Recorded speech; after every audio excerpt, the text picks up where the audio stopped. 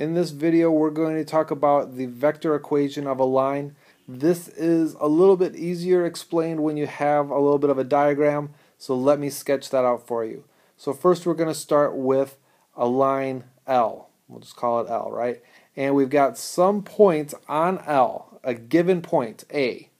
So that's going to be a point that we're given, and we can always adjust this for the origin and create a vector A. In addition to this, we have also vector B.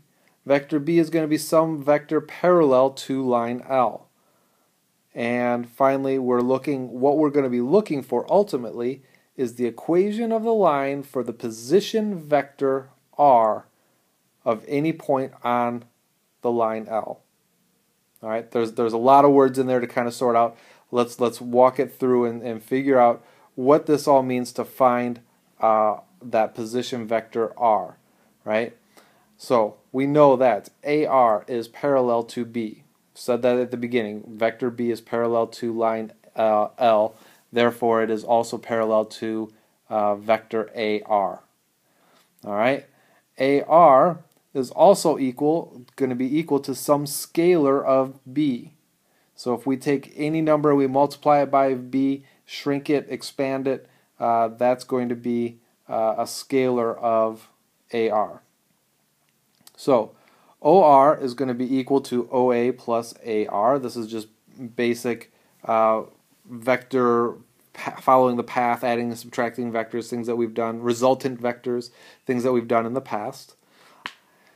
So OR is going to be the general position equation, or the general position vector of any point R on the line L. So any point R on the line L. OA is our starting point, is a given point on that line. And AR is going to be some scalar of a vector that is parallel to line L. Alright, so we come up with the equation R equals A plus TB. So some scalar of B. Vector A plus some scalar of B. So let's review this. R is the general position vector of a point on the line. All right, a general position vector of a point on the line.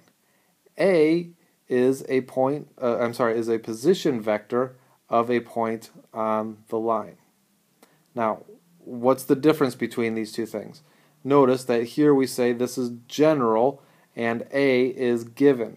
So R is a general position. It could be for any point anywhere on that line. A is a specifically given or stated point on that line. And then B is going to be a parallel vector to the line that we're talking about. Alright, so let's jump ahead and get ourselves a nice example to start with. So if we want to find the vector equation of the line through a given point, 1, negative 3, 3, and parallel to the vector negative I plus 3j minus k. Now, we know enough about vectors not to get confused about these different notations. We know how to read those. And if we are starting with our vector OA, we've got that position of 1, negative 3, 3. And we know that if it's parallel, then we just have another vector here that we'll call B, and that is the one that is parallel to the line that we're speaking of. A, of course, is going to be OA. So that's the position vector of the point on the line. B is a vector that is parallel to the line. So what we are looking for is R. So we're looking for some point or position vector of a point on the line. So R is going to be A plus TB. And A, we already know, is 1, negative 3, 3, so we can write it in unit notation. I minus j plus k plus 3k plus t times the parallel vector, negative I plus 3j minus k. So pretty straightforward. We don't know what the scalar is because we haven't been given any information about that, so we just leave it as t times all of that. Let's look at another example. we're going to find the vector equation of the line through the points A and B. Alright, so we've got A already sketched out here, and we're going to put B out there as well.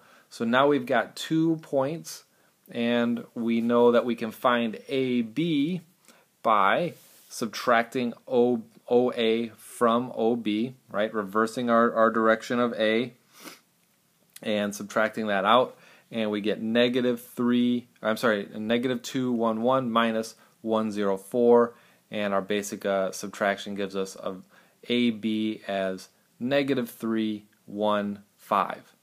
Okay, so that's AB, and we're going to call this B, because remember, we're starting from a given point, which we'll use as A. We have to come up with a parallel vector, which is now AB, or what we're calling B, because remember, B is the same thing as the vector line that we're looking at.